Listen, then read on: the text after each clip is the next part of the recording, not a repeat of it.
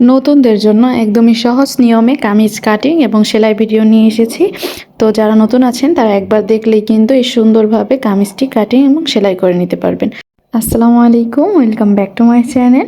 তো চলুন ভিডিওটি শুরু করা যাক। এখানে আমি থ্রি পিসের একটি কাপড় নিয়ে নিয়েছি, যেটাতে আমি কামিজ কাটিং করব। থ্রি পিসের কাপড়ে কিন্তু এখানে নিচে হাতার জন্য এক্সট্রা কাপড় দেওয়া থাকে। তো সর্বপ্রথম এখানে মার্জিন অনুযায়ী কিন্তু হাতার কাপড়টা কেটে আলাদা করে রাখতে হবে। এরপর হচ্ছে থ্রি পিস এভাবে করে বিছিয়ে নিয়ে মিডিল বরাবর কেটে ফেলতে হবে, মানে দুইটি পার্ট আলাদা করে নিতে হবে। এখানে একটি একটি করে পার্ট বিছিয়ে নিতে হবে এবং প্রত্যেকটা ডিজাইন দেখে দেখে বিছাতে হবে। থ্রি পিসে কিন্তু এরকমের এলোমেলো থাকবে, স্বাভাবিক। তো আমাদের সোজা করে নিয়ে দাগ টেনে নিতে হবে এবং এখান থেকে থ্রি পিসের লম্বাটা নিয়ে নিতে হবে। তো আমার এখানে যতটুকু লম্বা আছে পুরোটাই লাগবে, তো আমি পুরোটাই নিয়ে নিচ্ছি। এখান থেকে শোল্ডার বা কাঁধ যেটাই বলেন, এখানে আমি 7 ইঞ্চি নিয়ে নিচ্ছি এবং আর্মহোলের জন্য 7 ইঞ্চি নিয়ে নিচ্ছি। তো এখানে একটি মার্জিন করে নিতে হবে এবং এখানে সুন্দর করে একটি রাউন্ড করে দিয়ে নিতে হবে। এখন এখান থেকে সাইড ফেরার জন্য মাপ নিতে হবে এবং পেটের জন্য মাপ নিতে হবে। তো তার জন্য সর্বপ্রথম আমি লম্বার দিক দিয়ে সাইড ফেরার জন্য 20 ইঞ্চিতে নিয়ে নিচ্ছি এবং পেটের জন্য 14.5 ইঞ্চিতে নিয়ে নিচ্ছি। এই মাপটা কিন্তু সবার জন্যই এক থাকবে, যদি অনেক বেশি শর্ট বা লম্বা না হয়। এখানে আমি বডির জন্য নিয়ে নিচ্ছি 11 ইঞ্চি 4 ভাগে, আর পেটের জন্য এখানে নিয়ে নিচ্ছি 10.5। হিপ অথবা কোমর এখানে আমি 11.5 ইঞ্চি নিয়ে নিচ্ছি এবং এক্সট্রা 1 ইঞ্চি সেলাই করার জন্য নিয়ে নিচ্ছি। এর নিচের ঘেরের জন্য আমি এখানে 13 ইঞ্চিতে মার্জিন করে দিচ্ছি এবং এক্সট্রা 1 ইঞ্চি নিয়ে নিচ্ছি। আর হচ্ছে এভাবে শেপ কাটের সাহায্যে এইভাবে আমি ঠিক যেইভাবে দাগ দিচ্ছি এইভাবে করে দাগ দিয়ে মিলিয়ে নিয়ে জাস্ট কেটে ফেলতে হবে। গলাটা আমরা পরে কাটবো।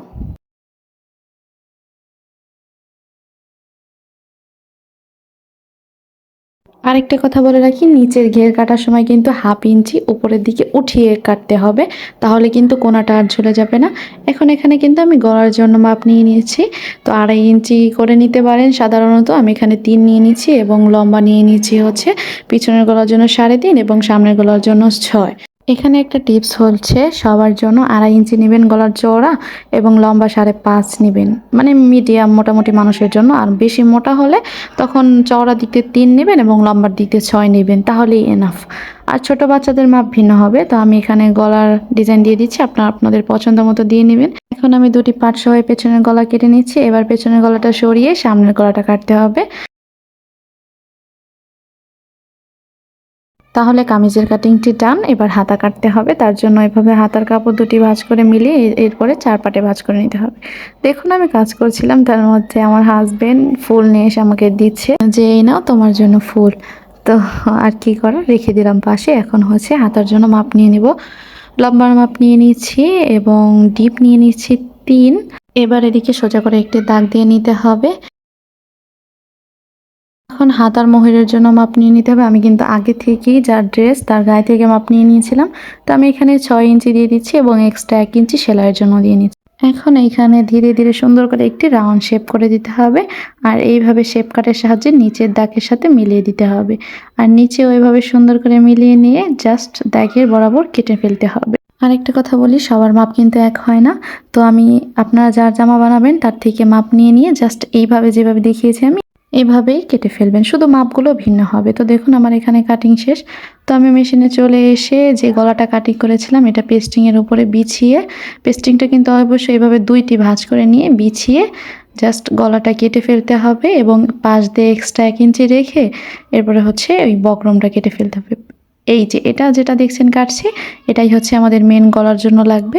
আমি কিন্তু এখানে 2টি গলার জন্যই 2টি করে পেস্টিং কেটে নিচ্ছি, আপনারাও তাই করবেন। আর যদি পেস্টিং বা বক্রম না দিতে চান সেক্ষেত্রে কিন্তু সেম একইভাবে আরেকটি কাপড় কেটে নিতে পারেন। হ্যাঁ,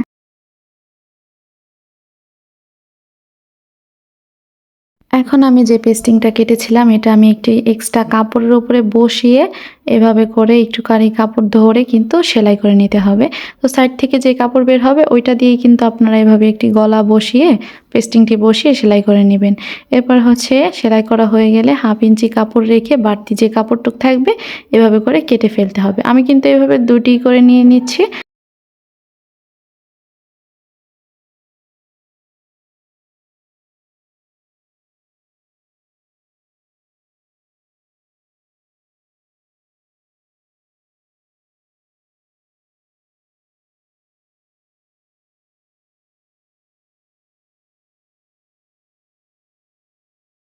এবার জামার সামনের পাটটি আলাদা করে নিয়েছি এবং সোজা করে বিছিয়ে এভাবে গলার মিডিল বরাবর একটি পিন মেরে দিয়েছি যাতে গলাটা সরে নড়ে না যায়। এবার যে এক্সট্রা পাটটি কাপড় রেখেছিলাম এই কাপড়ের উপর দিয়ে করে সেলাই করে দিতে হবে। পেস্টিংয়ের উপর কিন্তু সেলাই করা যাবে না, কাপড়ের উপর করতে হবে। এরপরে হচ্ছে এভাবে ছোট ছোট করে কেটে দিতে হবে যাতে গলার ফিনিশিংটা সুন্দর হয়, উল্টাইলে সুন্দর হবে। তো এবার এভাবে করে একটি চাপ সেলাই দিয়ে দিতে হবে। একদম পেস্টিংয়ের উপরে কিন্তু সেলাইটা দিতে হবে, গলার উপরে দেওয়া যাবে না, সেক্ষেত্রে এখানে ফিনিশিংটা অনেক বেশি সুন্দর হবে। তো এইভাবে করে দুটি গলাই কিন্তু করে নিতে হবে।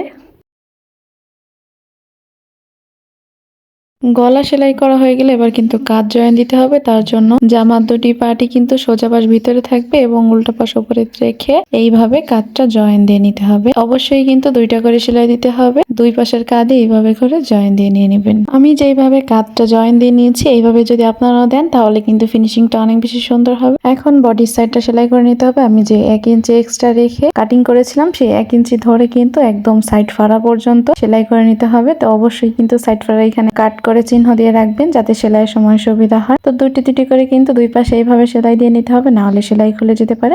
এখন কিন্তু সাইড ফাড়াটি সেলাই করতে হবে। তার জন্য প্রথমে 1/2 ইঞ্চিতে ভাঁজ দিয়ে নিয়ে তার উপরে আরেকটি ভাঁজ দিয়ে এইভাবে সেলাই করে দিতে হবে। এইভাবে করে কিন্তু পুরোটাই সেলাই করতে হবে। আর এইখানে আসলে এভাবে ঘুরিয়ে সুন্দর করে কিন্তু 1/2 ইঞ্চি ওপরে উঠিয়ে তারপরে সেলাই করতে হবে। বেশি ওপরে কিন্তু ওঠানো যাবে না, তাহলে কিন্তু খারাপ দেখা যাবে ফাড়ার ওখানে।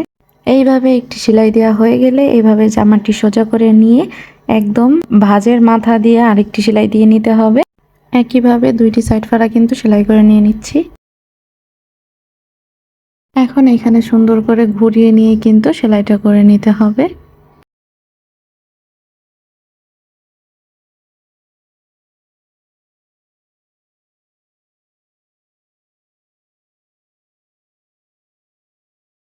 এবার নিচের ঘেরটা সেলাই করে নেওয়ার জন্য 1/2 ইঞ্চি করে ভাঁজ দিয়ে নিয়ে তার উপরে আরেকটি ভাঁজ বসিয়ে এইভাবে সেলাই করে দিতে হবে। সেম একইভাবে নিচের দুটি পাটি কিন্তু সেলাই করে নিয়ে নিচ্ছি। এই সেলাইটা দেওয়ার সময় জামাটা সোজা করে নিয়ে সেলাই করে নিয়ে নিচ্ছি।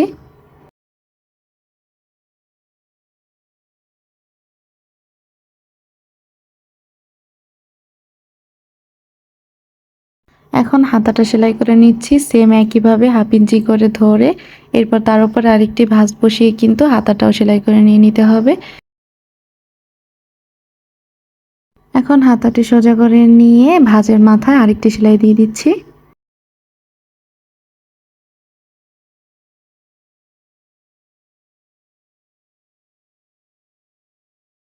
সোজা পাশ ভিতরে রেখে হাতাটা এভাবে উল্টো করে ভাঁজ করে নিয়ে 1 ইঞ্চি ধরে সেলাইটা করে নিয়ে নিতে হবে।